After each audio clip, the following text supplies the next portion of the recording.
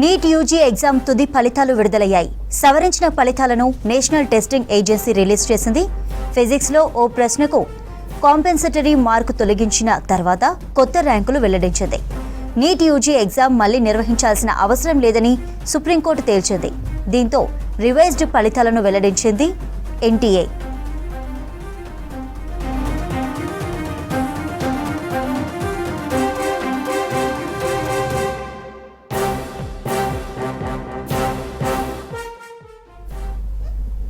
NEET UG exam తుది ఫలితాలు విడుదలయ్యాయి. సవరించిన ఫలితాలను నేషనల్ టెస్టింగ్ ఏజెన్సీ రిలీజ్ చేసింది.